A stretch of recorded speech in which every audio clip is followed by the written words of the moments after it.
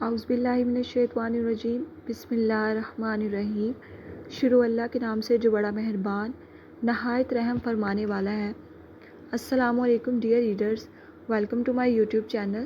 آئی am Sehar Ali Qureshi. امید ہے آپ سب خیریت سے ہوں گے۔ حاضر ہوئے ہیں ہم آج آتشِ عالم ناول کی ایک نئی قسط کے ساتھ۔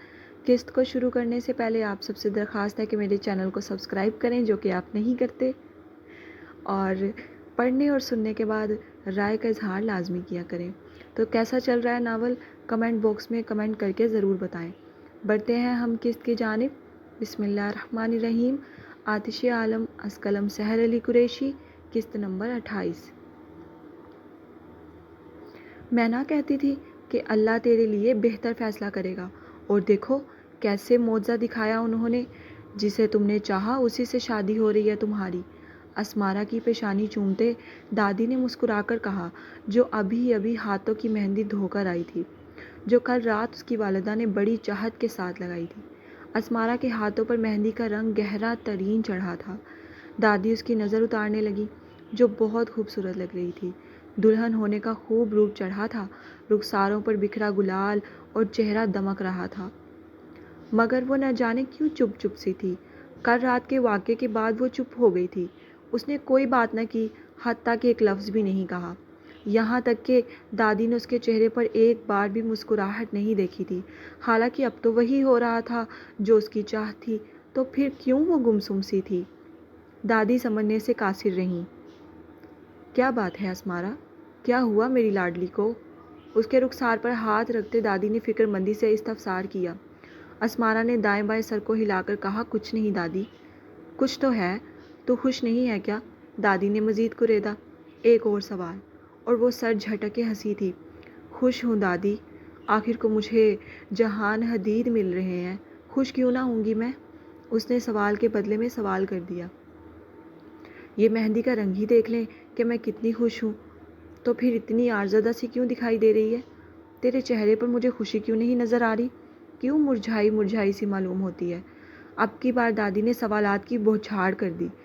اس شخص نے پہلے مجھے دھتکارا، مجھے ٹھکرایا، میں نے ان کی اتنی منتیں کی۔ جہان، میں آپ سے بہت پیار کرتی ہوں، مجھے اپنا لیں، میرے ساتھ ایسا نہ کریں۔ انہوں نے ہر بار میری عزت نفس کو اپنے بھاری پیروں تلے کچل دیا، اور اپنایا بھی کب؟ جب میں سب کے سامنے ذلیل و رسوا ہو گئی تب۔ آنسو اس کے رخساروں پر بہہ کے چہرے کو تر کرنے لگے تھے۔ دادی بس عجیب نظروں سے اسے دیکھتی رہیں۔ اگر کل رات کو ان کی کال نہ آئی ہوتی تو دادی، آپ کو پتہ ہے کیا ہوتا؟ آج میں کہیں منہ دکھانے کے قابل نہ رہ گئی ہوتی۔ لوگ مجھے پتھروں سے مار کر ختم کر چکے ہوتے، میری عزت تار تار ہو چکی ہوتی۔ اگر کل رات کو ان کا فون نہ آیا ہوتا تو کون جانتا تھا یہاں اس کمرے میں میرے ساتھ وہ درندہ کیا کر جاتا؟ آپ کو پتہ تھا، بابا کو پتہ تھا، ماما کو پتہ تھا؟ بتائیں نا دادی، جواب دیں۔ نہیں نا؟ وہ انہیں جھنجھوڑتی ہوئی بے بس سی تھی۔ اگر کل رات جہان مجھے فون نہ کرتے تو؟ انہوں نے کب مجھے اپنایا؟ اس وقت جب سب ختم ہو گیا تھا، اور اب چاہتی ہیں میں آپ کو یہاں ہنستی کھلکھلاتی ہوئی ملوں؟ تو سوری دادی، مجھ سے یہ نہیں ہو پا رہا۔ اس نے اپنے رخسار رگڑے اور جانے لگی، مگر دادی اس کی کلائی تھام کر روک گئیں۔ بول لیا، یا ابھی کچھ اور بھی کہنا باقی ہے تمہیں؟ دادی نے سنجیدگی سے استفسار کیا۔ اسمارا خاموشی سے انہیں دیکھنے لگی۔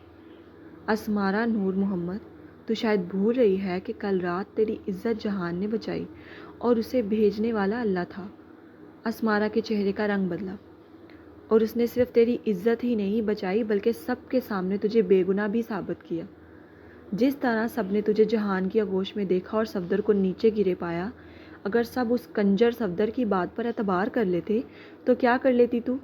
میں کیا کر لیتی؟ وہ تمہاری مجبور ماں کیا کر لیتی؟ اور اس کے بعد جو جنید تیرے ساتھ کرتا تو سوچ بھی نہیں سکتی۔ اسمارا نے درد سے آنکھیں بند کر لیں، روئی اور پھر روتی چلی گئی۔ اس نے تمہیں کبھی نہیں دھتکارا، نہ ہی تجھے ٹھکرایا ہے۔ اب اس نے میچی آنکھوں کو کھولا اور دادی کو دیکھا، بلکہ میں نے اس کے چہرے پر دنیا جہان کی اذیتیں دیکھی ہیں۔ وہ اندر ہی اندر اپنے آپ سے ہی جنگ لڑ رہا ہے۔ اسمارا بے چین ہوئی۔ مجھے لگتا ہے اس کے پیچھے کوئی گہرا راز ہے۔ وہ بچہ جیسا باہر سے دکھتا ہے ویسا اندر سے ہے نہیں۔ کچھ تو بات ضرور ہے، وہ اندر سے ٹوٹا ہوا بکھرا سا معلوم ہوتا ہے، اور شاید اسی کے پیچھے پس منظر تم دونوں کی محبت پر اثر انداز ہوتے رہے ہیں۔ اور وہ دیکھ، وہ تیرے لیے دوڑا چلا آیا، یہاں سب کے سامنے تیرا ہاتھ مضبوطی سے تھام کر تیرے باپ سے تیرا ہاتھ مانگ لیا، اور آج تیری بارات لے کر آ رہا ہے تجھے لے جانے کے لیے۔ تمہیں تو اس کی احسان مند ہونا چاہیے، الٹا تم اس سے خفا ہو رہی ہو۔ تم تو اس کے احسانات کا بدلہ ایسے چکاؤ گی؟ اسمارا شرمندہ ہوئی۔ سیانے کہتے ہیں صبح کا بھولا شام کو گھر لوٹ آئے تو اسے بھولا نہیں کہتے۔ اسمارا کا چہرہ ہاتھوں میں بھرتے وہ ہنسی تھی۔ اسمارا بھی نم سا مسکرائی۔ اب اپنے دماغ سے یہ ساری ناراضگی خفگی نکال کے پھینکو، اور جب آج تم اسے قبول کرو گی تو اس وقت تمہارا دل صاف شفاف ہونا چاہیے، بالکل کسی آئینے کی طرح، جس میں تمہارے شوہر کے لیے کوئی غلط فہمی یا خلش نہ ہو، ٹھیک ہے نا؟ اسمارا نے سر اس بات میں ہلایا۔ چلو شاباش، اب تیار ہونا شروع کرو۔ میری بچی کتنی خوبصورت لگے گی نا اس سرخ جوڑے میں۔ بیڈ پر پڑے اور روسی سرخ لہنگے کی طرف اشارہ کرتے دادی نے کہا تو اسمارا مزید گہرائی سے مسکرائی۔ اب جلدی سے یہ مرجھائی صورت ٹھیک کرو اور مزید رونا دھونا بھی بند کرو، رخصتی پر بھی رونا ہے ابھی، دادی نے شرارتاً کہا تو وہ ہلکی سی آواز میں ہنسنے لگی۔ اور اپنے شوہر کے لیے سجو سورو تاکہ اللہ تجھ پر راضی ہو۔ دادی نے آخری جملے ادا کیے تو وہ سرخ چہرہ لیے اٹھی، بیڈ سے اپنا جوڑا اٹھایا اور چینج کرنے چلی گئی۔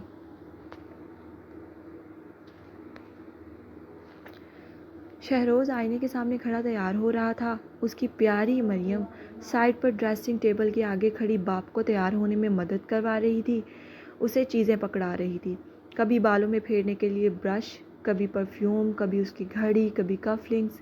شہروز کے چہرے پر ایک پرسکون سی مسکراہٹ تھی۔ اپنی بیٹی کی بڑھائی ہر چیز پر وہ اس کا ماتھا چومتا اور ہاتھ چومتا، پھر شکریہ کہتے مطلوبہ چیز پکڑتا۔ تیار ہونے کے بعد وہ مریم کو گود میں اٹھا کر بوسے لینے لگا اور سائڈ میں پڑے صوفوں کی جانب بڑھا۔ تھینکس میری جان۔ پھر اسے گود میں بٹھا کر بیٹھ گیا۔ اتنے میں عنایت ناشتہ لے کر اندر داخل ہوئی۔ ناشتہ دونوں باپ بیٹی کے آگے پڑے میز پر رکھا تو شہروز اور مریم ایک دوسرے کو کھلانے لگے۔ خیر ہے آج دونوں باپ بیٹی کی صبح بڑی لیٹ ہوئی ہے، دوپہر کے کھانے کے وقت ناشتہ کیا جا رہا ہے۔ عنایت نیم مسکراہٹ لیے خوشگمین نظروں سے ان دونوں کو گھورنے لگی اور دریافت کرنے لگی۔ مووی، ارے پیارے ماما، کل رات کو مووی دیکھ رہے تھے ہم۔ حالانکہ جیسے وہ جانتی ہی نہیں تھی کہ باپ بیٹی رات بھر مووی دیکھتے رہے ہیں، جبکہ وہ خود سو گئی تھی۔ کچھ ہی دیر بعد اچانک شہروز کا فون بجنے لگا۔ عنایت اٹھی اور بیڈ کے سائڈ میز سے شہروز کا فون اٹھایا، دیکھا تو بنیامین کی کال آ رہی تھی۔ بنیامین بھائی کی کال ہے شہروز، عنایت نے گردن موڑ کر شہروز کو بتایا۔ شہروز نے اس سے فون لے کر ریسیو کیا اور کان کے ساتھ لگایا۔ شہروز ہاتھ پر حملہ ہوا ہے، جلدی پہنچو۔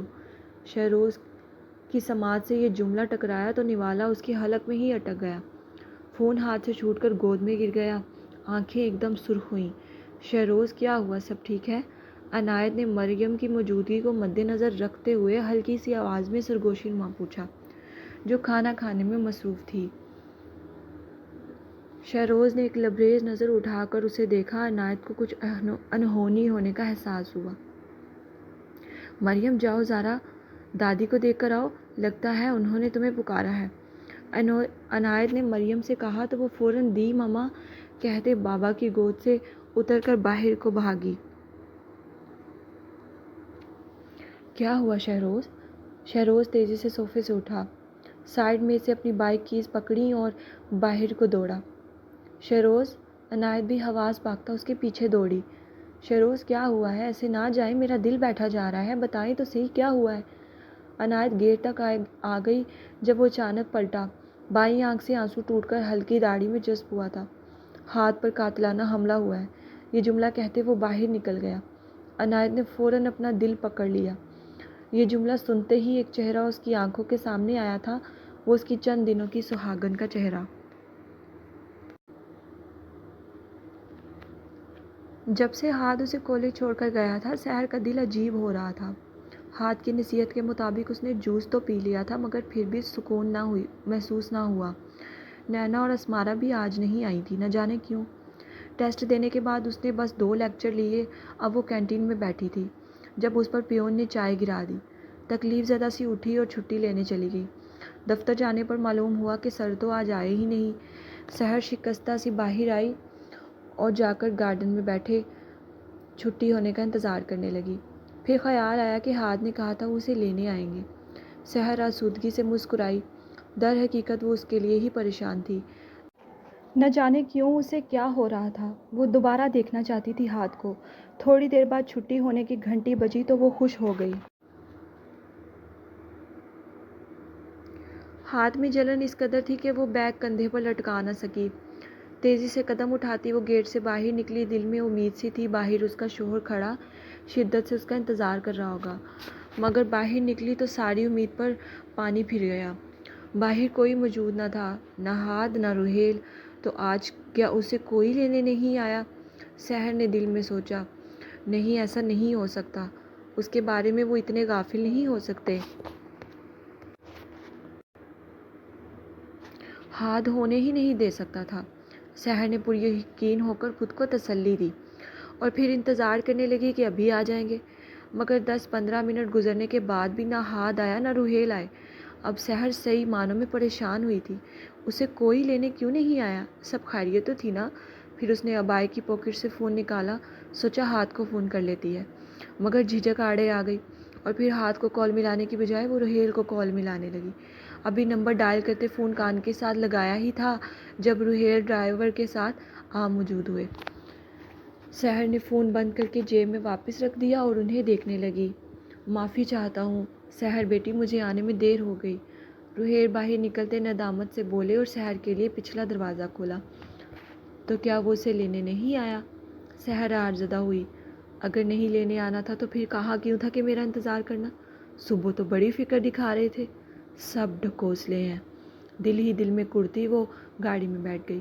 روحیل کا چہرہ عجیب سا ہوا تھا، ایسا سحر نے محسوس کیا جیسے وہ گہرے دکھ میں ہو۔ سحر جانچتی نظروں سے انہیں دیکھنے لگی۔ کیا ہوا چچا، پریشان لگ رہے ہیں؟ سحر نے پوچھا۔ کچھ نہیں بیٹی، میں ٹھیک ہوں۔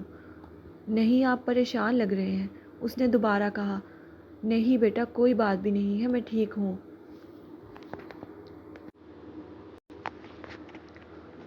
وہ دوبارہ جھوٹ کہہ گئے۔ سحر نے پیچھے سیٹ سے ٹیک لگا لی۔ ڈرائیور نے گاڑی سٹارٹ کی اور لے کر چل پڑا۔ ویسے وہ عالم مستری کہاں ہے؟ نظریں باہر کے مناظروں پر جماتے سحر نے قدرے سنجیدگی سے پوچھا۔ عالم کے ذکر پر روحیل تڑپ گئے تھے۔ انہوں نے کہا تھا مجھے لینے آئیں گے۔ اس کا لہجہ لاڈ بڑا اور خفا خفا سا تھا۔ ڈرائیور کے ساتھ بیٹھے روحیل نے بمشکل اپنے آنسو ضبط کیے اور کھڑکی سے باہر دیکھ کر بولے، وہ اچانک سر کو کچھ ضروری کام آ گیا تو انہیں چند دنوں کے لیے شہر سے باہر جانا پڑا، اس لیے مجھے کال کر دی کہ آپ کو لے آؤں کالج سے۔ ان کے لفظ لڑکھڑا رہے تھے۔ سحر کو مزید غصہ آیا تھا۔ ٹھیک ہے، نہیں لینے آئے تو کیا ہوا؟ میں کون سا مری جا رہی تھی ان کے ساتھ جانے کے لیے؟ زیر لب غصے سے بڑبڑائی۔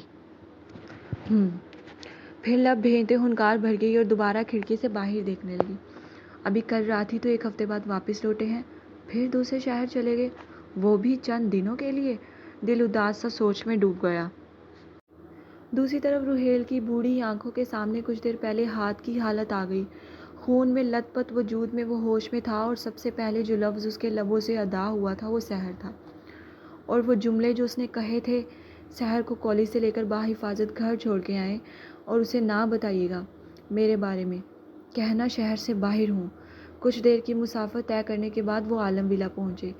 گاڑی سے نکل کر سحر اندر داخل ہوئی تو سماعت میں پڑنے والے جملے پیروں تلے سے زمین کھینچ کر لے گئے۔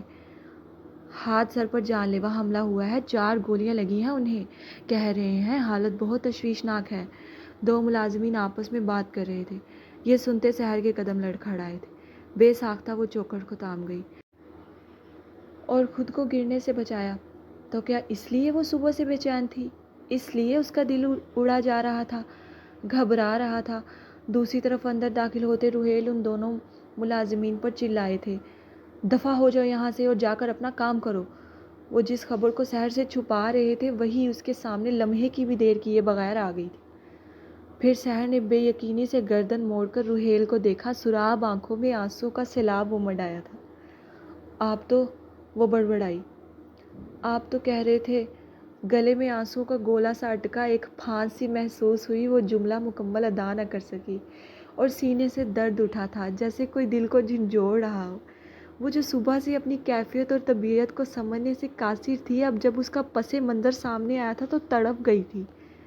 سحر بیٹی، اس کی خراب ہوتی حالت دیکھ کر روحیل رو پڑے تھے۔ پھر اس سے پہلے سحر گرتی روحیل آگے بڑھ کر اس کا ہاتھ تھام گئے۔ بیٹی، آپ نے جھوٹ کہا مجھ سے، ایک سرگوشی شکوہ کناں سی سحر نے کی اور روحیل کے آنسو رخساروں پر بہہ گئے تھے۔ ویرے، اتنے میں رخسانہ بھی آئیں اور سحر کو دیکھا تو فوراً اس کے اور لپکی۔ بیٹی، حاج سر نے منع کیا تھا بتانے سے، روحیل نادم سے جواب دیتے سر جھکا گئے۔ سحر نے ان سے اپنا بازو چھڑوایا اور اگلے لمحے وہ دہلیز سے ہی واپس مڑ گئی۔ روحیل سٹپٹ آئے تھے۔ سحر بیٹی، تم نہیں جا سکتی، حاج نے منع کیا ہے۔ کیا؟ سحر حلق کے بل چلائی۔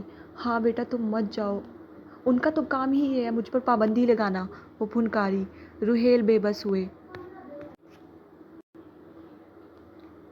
بیٹی، سمجھنے کی کوشش کرو۔ روحیل، مجھے ہسپتال لے جائیں، جواباً اس نے چلا کر کہا۔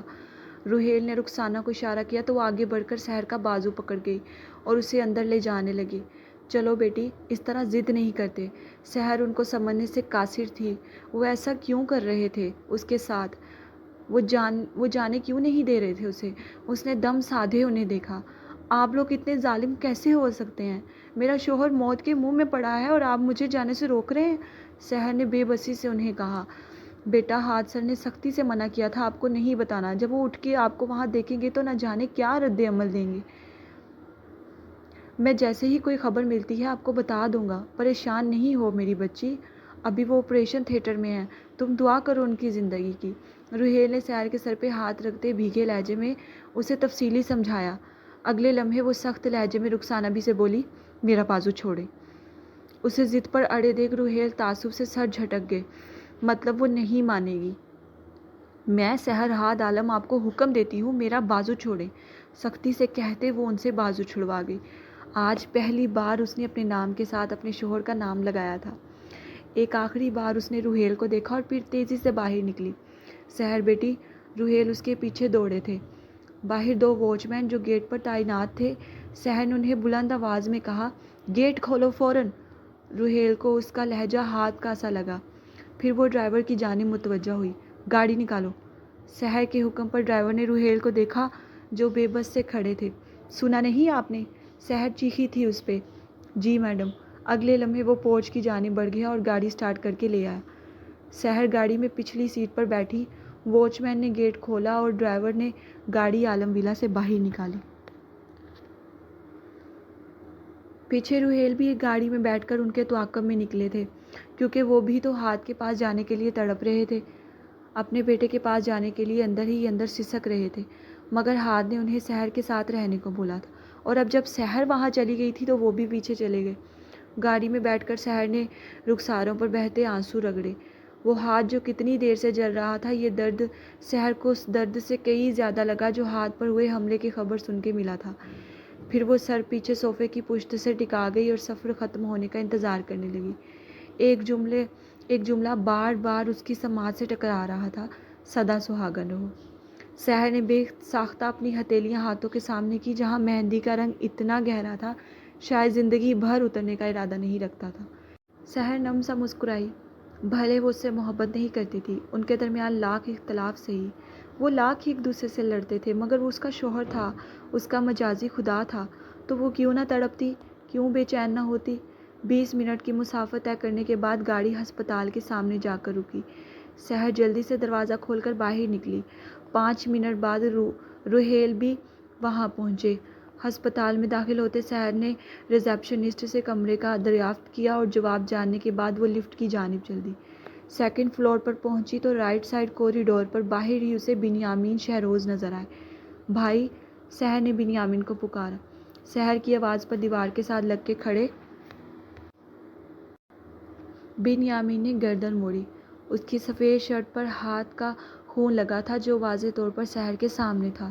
اس کا ننھا سا دل ڈوب کر ابھرا۔ وہ تیزی سے آگے بڑھی اور جا کر بنیامین سے لپٹ گئی۔ سحر، بنیامین نے سحر کے سر پہ ہاتھ رکھا۔ تم یہاں کیا کر رہی ہو گڑیا؟ سحر اس سے الگ ہوئی تو ہاتھ کا خون اس کے رخسار پر لگ گیا۔ بنیامین تڑپا تھا۔ اس نے ہتھیلی سے سحر کے رخسار پر سے خون صاف کیا مگر رنگ باقی رہ گیا تھا پھر بھی۔ تمہیں یہاں نہیں آنا چاہیے تھا، ہاتھ کو اچھا نہیں لگے گا۔ سحر ہتے سے اکھڑی تھی۔ اگلے لمحے وہ بنیامین سے دور ہوئی۔ یہ آپ سب کو آخر کیا ہو گیا ہے؟ روحیل بھی پیچھے آ گئی۔ آپ سب کیوں نہیں چاہتے میں یہاں آؤں اور رکوں؟ کیوں؟ وہ حیرت سے پوچھ رہی تھی۔ چہرے پر غصہ تھا۔ بنیامین خاموش سنجیدہ نظروں سے اسے دیکھنے لگا۔ آپ اسے گھر لے جائیں، اس نے روحیل سے کہا۔ میں کہیں نہیں جاؤں گی جب تک میں عالم کو دیکھ نہیں لیتی اور انہیں ہوش نہیں آ جاتا۔ میں کہیں نہیں جاؤں گی۔ سحر چیخی تھی۔ سحر، بنیامین نے سختی سے اسے پکارا۔ یہ ہسپتال ہے، تماشا کریٹ مت کرو۔ آپ سب تماشا کریٹ کر رہے ہیں، سحر نے دو بدو جواب دیا۔ آپ سب یہاں کیا کر رہے ہیں؟ اچانک وہ ہاتھ سینے پر باندھ کر گویا ہوئی۔ یہاں تو صرف مجھے ہونا چاہیے نا، ان کی بیوی کو۔ آپ سب کا کیا رشتہ ہے ہاد عالم سے جو آپ سب یہاں ٹھہرے ہوئے ہیں؟ بولیں۔ ایک لمحے کے لیے وہ وہاں کھڑے تمام نفوس کو لاجواب کر گئی تھی۔ کوئی رشتہ نہیں ہے نا؟ انہیں خاموش پا کر سحر استہزائیہ ہنسی تھی۔ آپ سب کا ہاد بن رافع عالم سے کوئی رشتہ نہیں، اور جس کا سب سے زیادہ قریبی اور اہم رشتہ ہے اسے آپ یہاں سے بھیجنا چاہتے ہیں؟ واؤ، گریٹ! اس نے تالی بجائی، پھر بے ساختہ رونے لگی۔ شہروز آگے بڑھ کر اس کے سر پہ ہاتھ رکھ گیا۔ وہ ٹھیک کہہ رہی ہے بنیامین، اسے رکنے دو یہاں۔ شہروز، تم دیکھ نہیں رہے؟ ہاد نے اس کو یہاں ایسے دیکھا تو پاگل ہو جائے گا۔ بنیامین نے اس کے چہرے پر لگے خون کی جانب اشارہ کیا۔ آپ ان کی فکر مت کریں، وہ میرا مسئلہ ہے، سحر نے خفا سے لہجے میں کہا اور چھوٹے چھوٹے قدم لیتی آپریشن تھیٹر کے پاس جا کر کھڑی ہو گئی۔ گردن اٹھا کر دیکھا تو اوپر نصب لال بتی ہنوز جل رہی تھی۔ وہ وہیں دیوار کے ساتھ لگ کے کھڑی ہو گئی اور زیر لب کچھ پڑھنے لگی۔ سب کی جانب اس کی پشت تھی۔ وہاں کھڑا ہر وجود ان دونوں میاں بیوی کو سمجھنے سے قاصر تھا۔ تقریباً 1 گھنٹے بعد ریڈ لائٹ آف ہوئی اور 5 منٹ بعد ایک ڈاکٹر اس کے ساتھ چند میل نرس باہر آئے۔ عالم کیسے ہیں؟ سحر نے فوراً پوچھا۔ بنیامین، شہروز اور روحیل بھی جلدی سے قریب آئے۔ مبارک ہو، ہاد سر اب خطرے سے باہر ہیں۔ وہ ہاد بن رافع عالم تھے اس لیے 4 گولیاں بھی جھیل گئے۔ کوئی اور ہوتا تو اب تک جنت واصل ہو چکا ہوتا، ڈاکٹر نے ہنس کر کہا۔ مگر بہت خون بہا ہے ان کا، ابھی وہ بے ہوش ہیں، چند گھنٹوں تک ہوش آ جائے گا۔ انہیں ICU میں شفٹ کر دو، نرس سے کہتے وہ وہاں سے چلے گئے۔ سب نے سکھ کا سانس لیا۔ بنیامین اور شہروز نے خوشی سے ایک دوسرے کو گلے لگایا۔ روحیل نوافل ادا کرنے چلے گئے۔ تھوڑی دیر بعد ہاتھ کا اسٹریچر دھکیل کے باہر لایا گیا۔ سحر نے اسے پٹیوں میں جکڑا دیکھا تو دل منہ کو آیا تھا۔ دل چاہا بھاگ کر اسے چھو لے، اس کا ہاتھ تھام لے، مگر دور کھڑی بس پتھر بنی اسے دیکھتی رہی۔ منہ پہ آکسیجن ماسک لگا تھا، کندھے پر، بازو پر اور پہلو پر پٹیاں بندھی تھیں جہاں گولیاں لگی تھیں۔ مارنے والے نے تو کوئی کسر نہیں چھوڑی تھی، مگر بچانے والے نے اسے جو سارے جہان سے بڑا تھا اس نے بچا لیا تھا۔ ہاتھ کو لے جا کر ساتھ ہی ICU میں شفٹ کر دیا گیا۔ سحر اب اس دروازے کے باہر جا کر کھڑی ہو گئی اور دروازے کے گلاس ہول سے اسے دیکھنے لگی جہاں نرسز مشینری سیٹ کر رہے تھے۔ ہاتھ کا چہرہ دیکھا تو یاد آیا وہ آخری بوسہ جو صبح اسے دے کر گیا تھا۔ بے ساختہ سحر کے پور اپنے چہرے کی جانب بڑھے، پھر بھیگی پلکیں جھکا کر اس نے اپنی جبیں کو چھوا جہاں صبح اس نے عقیدت بھرا وہ لمس چھوڑا تھا۔ نرس باہر آئے تو اس کا فسون ٹوٹا۔ مجھے اندر جانا ہے، سحر نے شدت سے کہا۔ سوری میم، آپ ڈاکٹر کی پرمیشن کے بغیر اندر نہیں جا سکتی، وہ آہستگی سے کہتا وہاں سے چلا گیا۔ بنیامین نے پیچھے آتے اس کے کندھے پر ہاتھ رکھا تو وہ سر جھکا گئی اور پھر پلٹ کر ان کے سینے میں چہرہ چھپا گئی۔ اس کا سر چومتے بنیامین ہاتھ کو دیکھنے لگا۔ جاری ہے۔ چلیں جی ڈیئر ریڈرز، قسط ہو چکے ہیں مکمل۔ امید ہے آپ سب کو پسند آئی ہوگی۔ پڑھ کے سن کے رائے کا اظہار لازمی کیجیے گا اور چینل کو سبسکرائب کرنا مت بھولیے گا۔ جلدی انشاءاللہ حاضر ہوں گے ایک نئی قسط کے ساتھ۔ اسی کے ساتھ مجھے دے اجازت، اللہ حافظ۔